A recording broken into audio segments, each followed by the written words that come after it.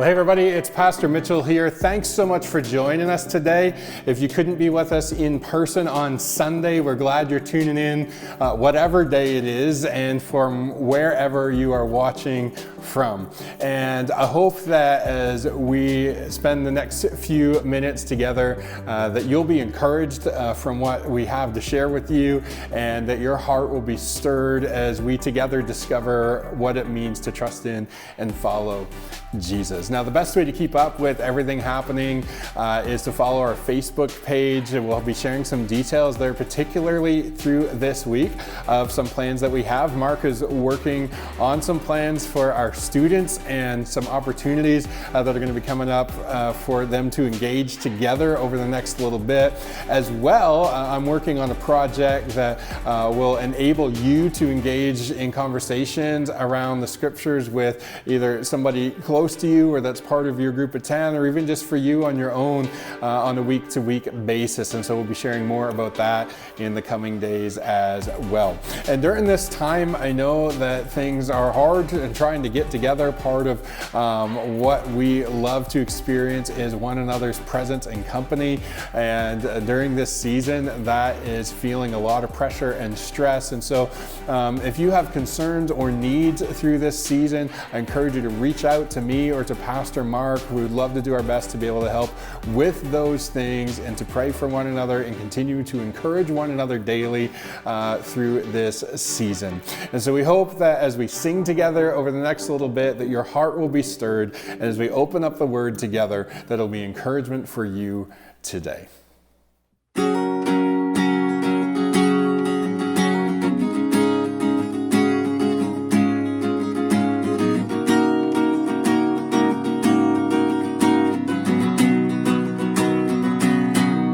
There is an endless song that goes in my soul.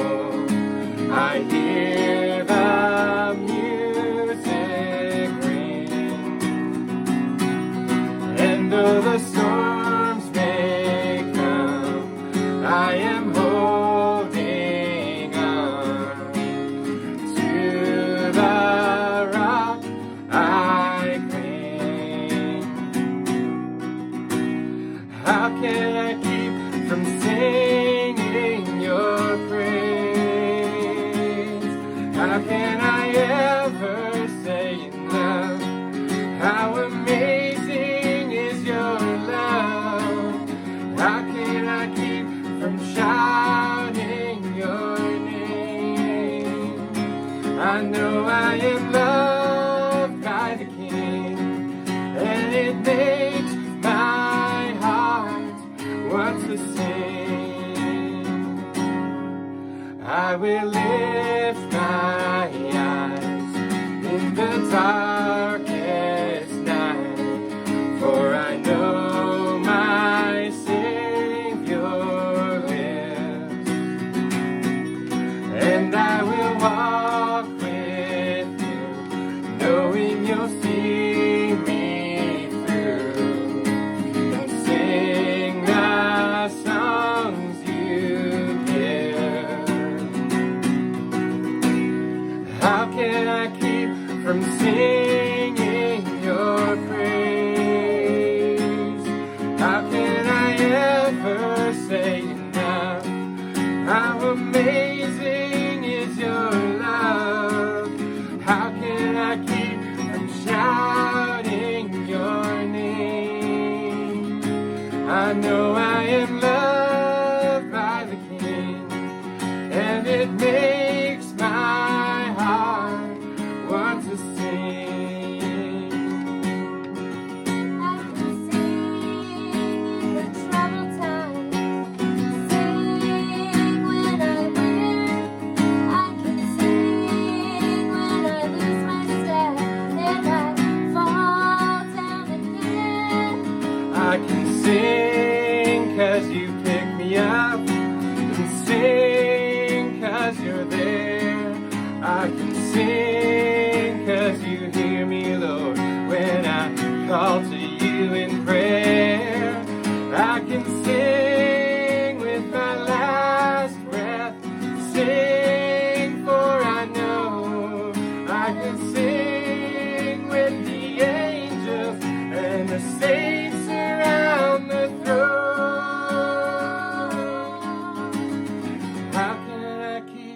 I'm singing your praise. How can I ever say enough? How amazing is your love? How can I keep from shouting your name? I know I am loved by the King, and it makes my heart want to sing.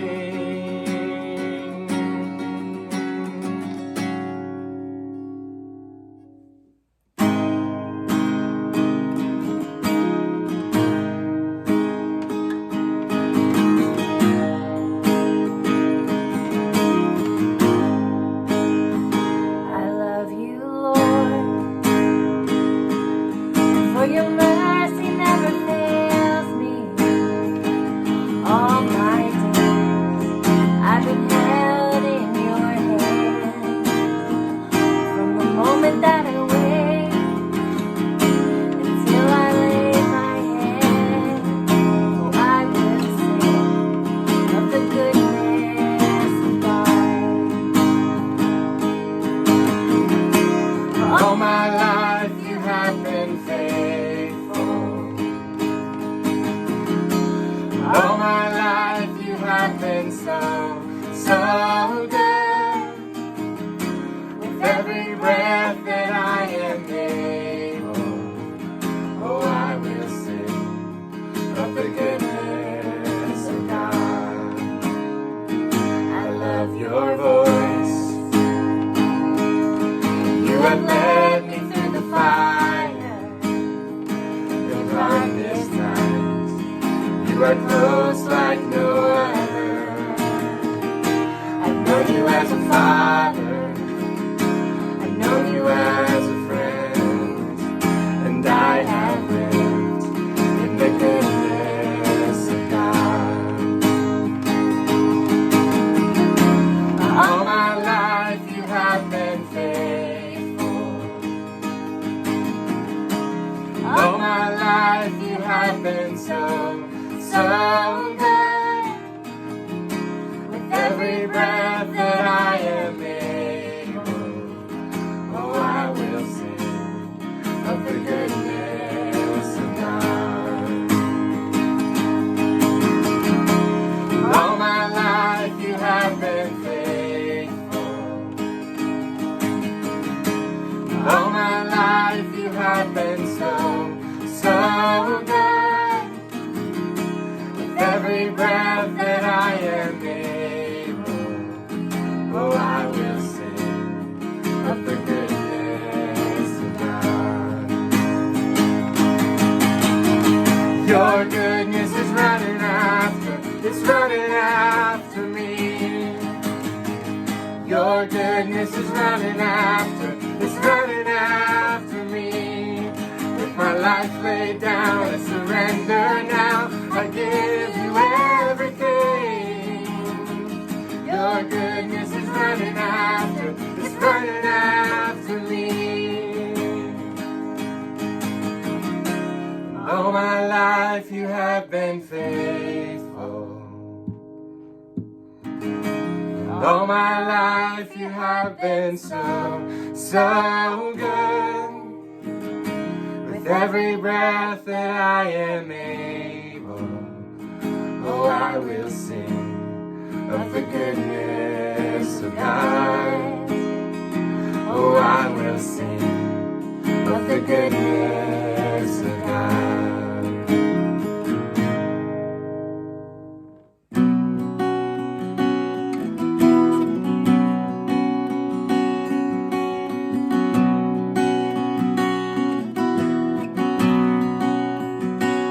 Lord, I come, I confess, bowing here, I find my rest.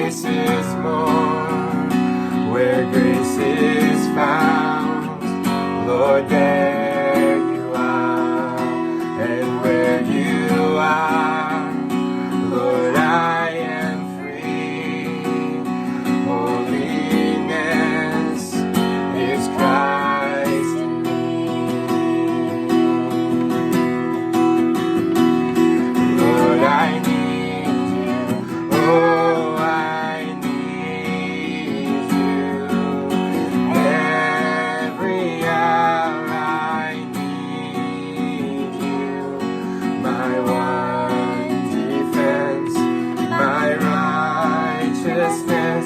Oh God, how I need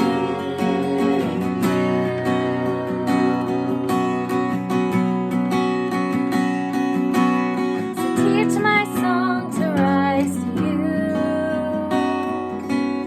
when temptation comes my way, and when I cannot stand, I'll fall on you. Jesus, you're my hope and stay.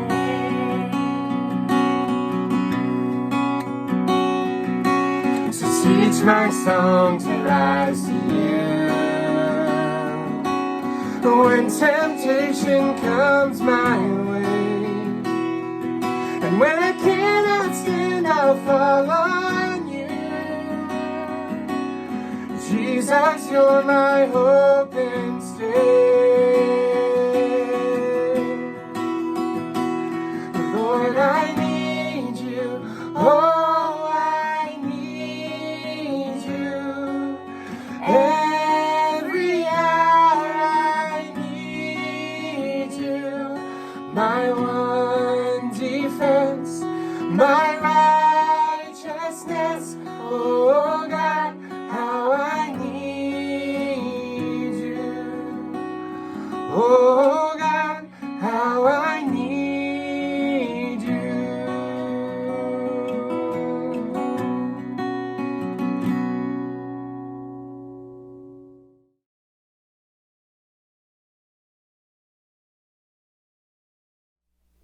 I don't know if you've noticed, but it seems like the days are starting to get just a little bit longer, aren't they? We kind of passed that point a few weeks ago in the calendar year where on the Earth's rotation around the sun, we've kind of got to that place where it's going to start to slowly drift a little bit closer in its orbit, and that means longer days. And so there's a lot of people that get really excited about this point in the year because they prefer to have longer days and more sunlight in their lives. And so with that comes a lot of kind of excitement and celebration. There's always those few people who you know, as it starts to transition, say, I'm so glad for that extra 15 seconds of daylight that we got today.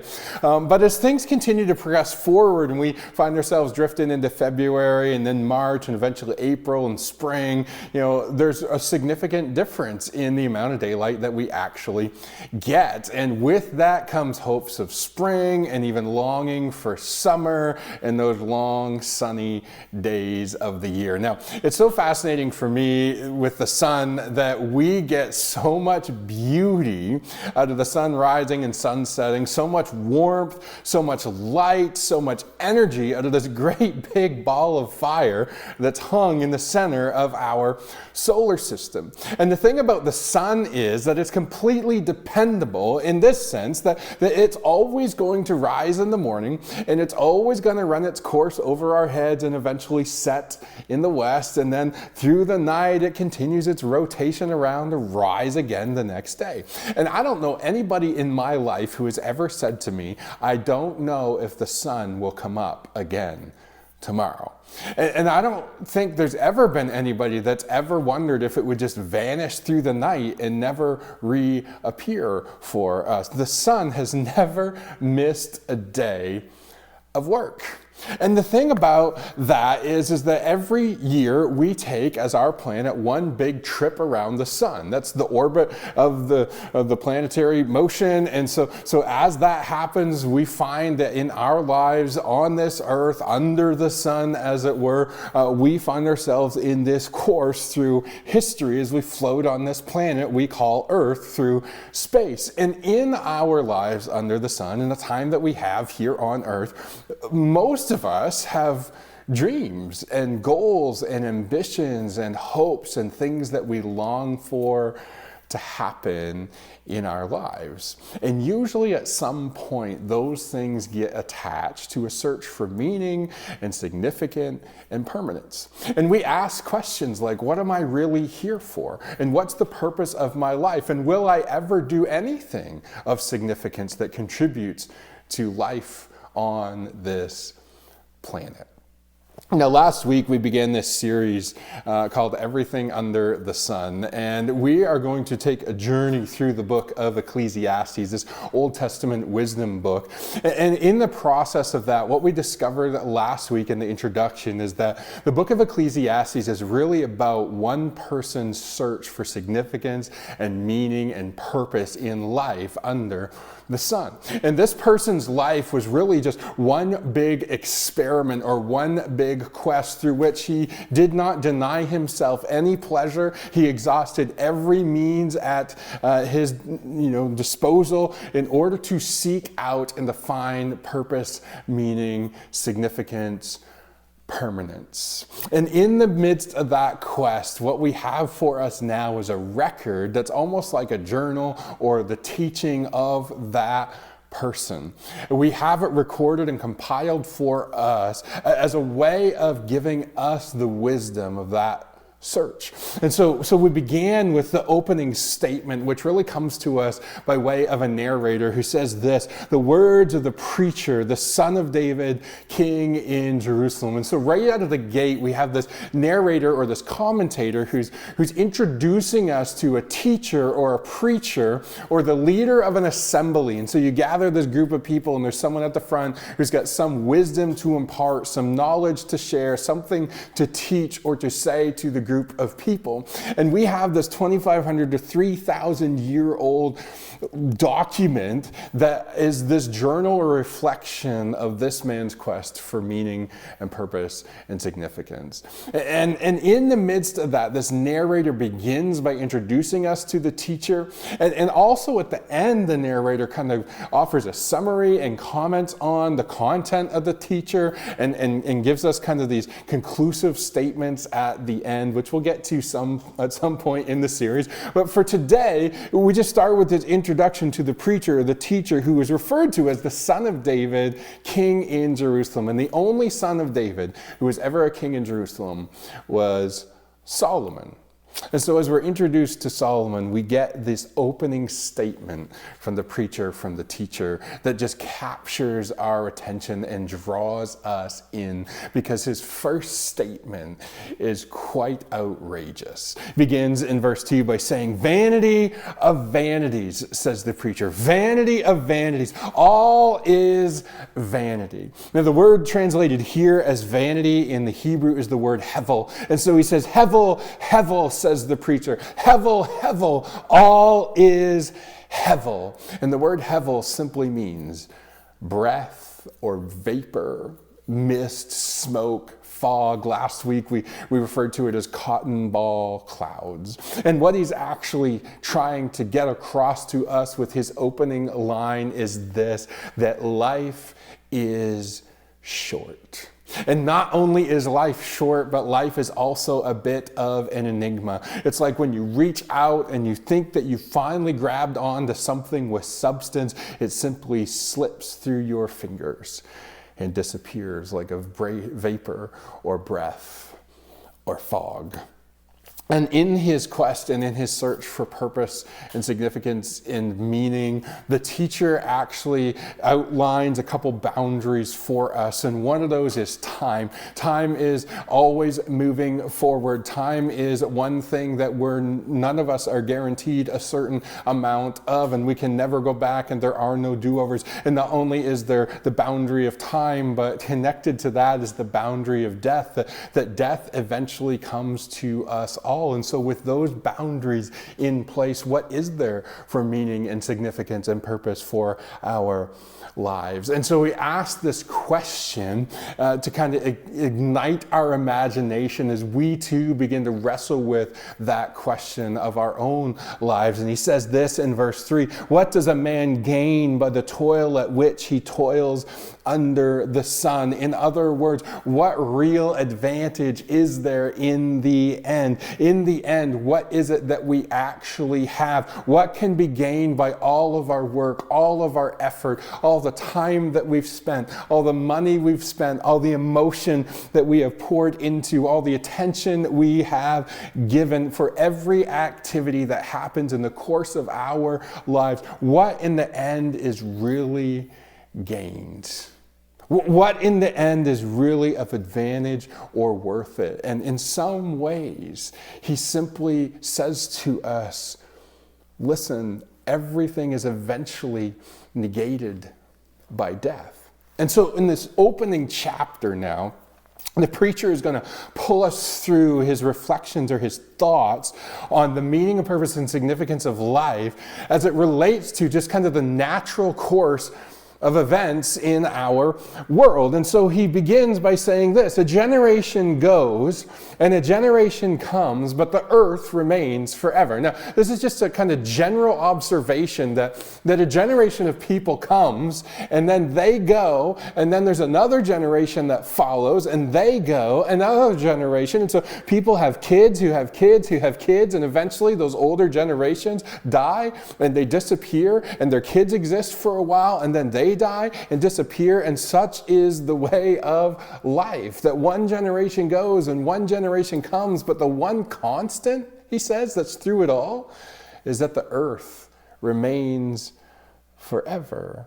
You see, we live long enough to see the generation that was here before us live out the last bit of their generation until it comes to the point where we are now the old generation. And as that course seems to run through, we hear the stories and the memories of the times and days past when things were different and what they were like, and some of the shared experiences that there may have been. And while you're in the midst of living your life, at least the early part of it, it seems like it takes forever, like generations last for a long time. But when you begin to stack them up one on top of the other, they actually are quite short in comparison to the length of human history.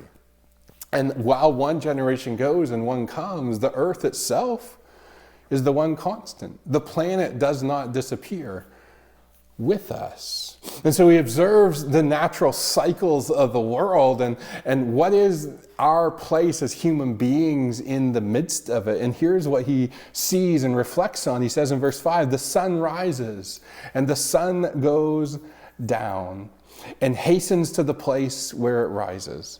The wind blows to the south and goes around to the north, and around goes the wind. On its circuits the wind returns, and streams run to the sea, but the sea is not full. And the place where the streams flow, there they will flow again.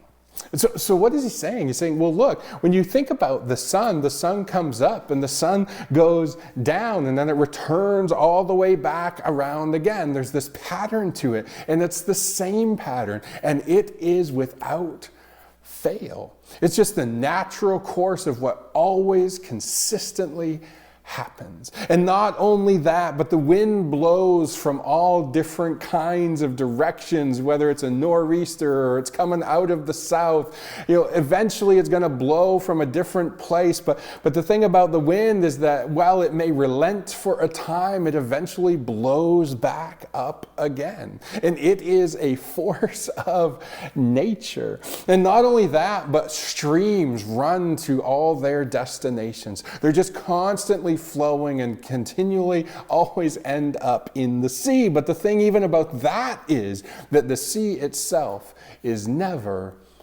full.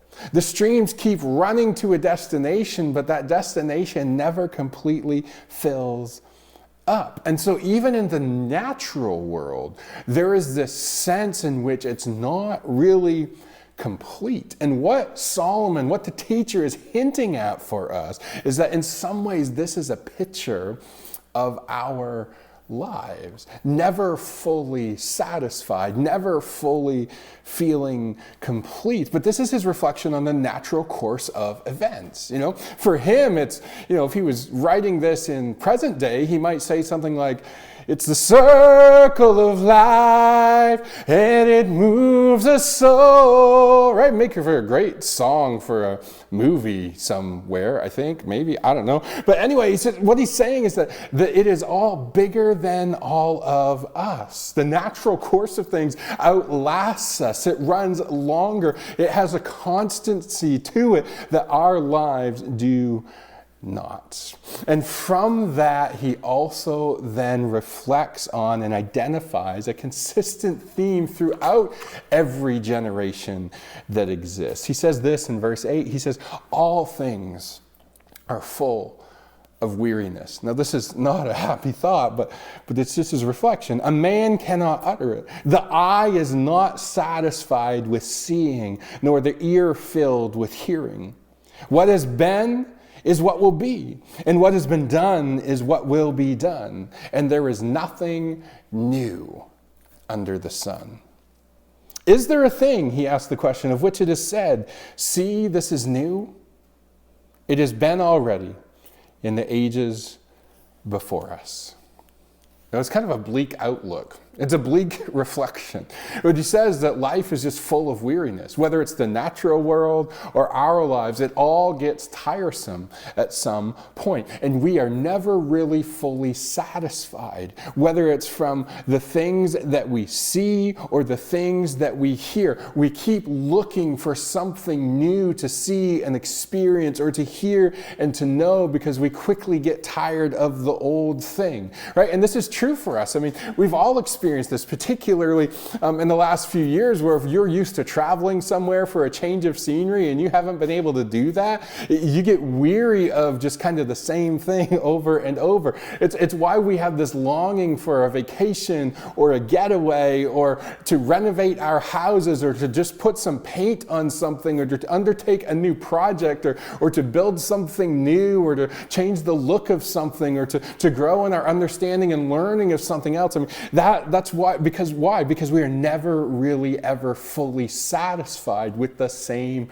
thing. It's just constantly evolving and changing. It's why musicians are constantly looking for new melodies and new tunes and new thoughts and new insights from authors and speakers and teachers. We search for these kinds of things. Why? Because our eyes are never fully satisfied with seeing, and our ears are never fully satisfied with hearing. There's really, he says, nothing new under the sun. Now, the thing about this statement, that there's really nothing new under the sun, is that there's a part of that which isn't entirely true, is it?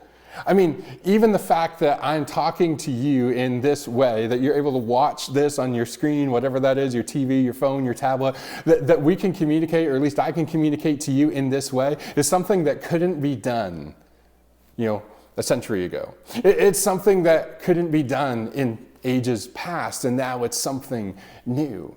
Right? And when you think about advances in technology, when you think about advances in medicine, when you think about any kind of advance in the world, there are constantly new things. There are new headlines, there's new technologies, there's new experiences, there's new places that we can go, there's new things we can be part of, there's new systems for doing things. Like, there's lots of things that are new. And so from that perspective, this statement from the teacher isn't quite entirely true, but if you back it up, generally speaking, it is quite true, isn't it? At the end of the day, nothing really changes when it comes to human desires and human nature. It all really kind of remains the same. We have the same impulses. We have the same desire to communicate, and while the methods by which we travel and talk to one another and accomplish tasks might change, the desire for travel and communication, generally speaking, it all remains the same. Really, generally, is there much that's new under the sun? We may build communities and nations, we may advance technology, and records might be broken, but nothing really ever changes. He says in verse 11, there is no remembrance of former things, nor will there be any remembrance of later things yet to be among those who come after. In other words, there's little that gets remembered from one generation to the next. As time moves forward, our lives eventually become erased. Even in your own life, there's things about your life that you have already forgotten. And so his conclusion is that in the course of human existence, we barely make a dent in the universe. When we kind of set ourselves up against the backdrop of the natural course of events in our lives, nothing really has ever changed. You can climb a mountain, but see if that mountain actually cares. You can stand in front of the Grand Canyon and you can read off your resume as long as it may be, but see what kind of response that you get. Someday, you and I will not wake up, but the sun will still rise. And someday you may not ever be that force of nature that you once were, but the wind will still be a force of nature. And someday you will no longer run from one destination to another, but the streams will continue to run to their destination. And someday you won't be able to hear the sound, but the ocean will still break on the beach. Time will eventually erase you and me and everything we care about. Now, that may give us some perspective on things, but as I've been reflecting on this and thinking about what all this means, it really sounds a lot to me like the perspective of naturalism. The worldview of naturalism, doesn't it? I mean, naturalism takes this view that the world should only be understood in terms of observation and science. And so we only explain things from a naturalist perspective. We only explain things through what can actually be observed according to the laws of physics. That's how naturalism works. The assumption is that nothing exists beyond what can be seen or observed. And so any sense of supernatural elements or of spirituality or spiritual things is removed from the naturalism perspective because it's not something that can be observed by the laws of physics. And so a lot of naturalism has Darwinian influence from the mid-1800s. It also finds expression in a lot of art and literature during that time period as well. In some ways, it's a rejection of a lot of the elements of the Romantic period, and it's a little bit different from realism, but naturalism within and of itself, again, it's just this view of the world that only explains things by the course of nature and the laws of physics. And so even human beings are kind of like petri dish elements to be observed and commented on. And so with this worldview and with this perspective of naturalism, there's a few kind of key components that define what naturalism is about. And a lot of this we find through the novel, through literature. But with a naturalist worldview, a lot of it is deterministic, pessimistic, as well as detached. And so let me explain what I mean by that. With naturalism, the view of the world is that it is deterministic. That, in other words, what we are born into is typically what we will live our lives in. And so we are simply, as human beings, the product of our environments. That we only, everything has a cause and an effect. And so we are the product, or we become the product of our environments. And so if we generally grew up in poverty, we will probably die in poverty. And really, from this worldview is that human beings, because of determinism, don't really have any kind of amount of exercise of their will in order to change things. That in the end, that there's really a lack of control that we have. As much as we might desire control or seek control, we don't really actually have any in the end. And so it's deterministic. But not only that, the naturalist worldview is it's very pessimistic. That everything is dark and bleak. There's a huge focus on the difficult and dark aspects of life. Things like disease and violence and racism and the things that divide us and hurt us as human beings. And so it's pessimistic in its view, but it's also detached. And it's detached from any kind of meta-narrative, any kind of larger story that we might be part of, any kind of wider or broader or higher existence or meaning that it's not even a question, that it's detached from any sense of meta-narrative. It's detached from emotion, and in many ways there's a detachment from even a desire to moralized behaviors or human nature, right? There's this view that we don't want to offer moral commentary on someone's behavior. It just is what it is because that's the way that we observe what's actually happening. And so it's detached from any kind of responsibility or meta-narrative or emotion. And so naturalism takes this view of determinism and pessimism and detachment. And that sounds a lot like how the preacher opens his reflections on the course of the world. And in fact, it sounds a lot like the worldview of so many people in our world right now, doesn't it? I mean, detached from any kind of greater narrative. Just everything is bleak and weary and we're all doomed. Things are just going to run their course. And it's true in this perspective that nothing is ever actually really gained. Nothing has any lasting significance. If this view of the world is in fact a proper view of the world, then what significance can there be? There's really only a desire and competition to survive and to get ahead. And in some ways, the teacher, in his reflection on this, in some ways, he isn't lying, is he? I mean, this is life under the sun. The earth still remains and generations come and go. People are never really fully satisfied with what they see or what they hear. Life is full of weariness. Things that have happened before will happen again, right? It's just, has anything ever really changed? Is there anything really new under the sun? And if we take that perspective and that view, that there's only life under the sun, then he's not all that wrong. But if there is a God, then that God did make the sun.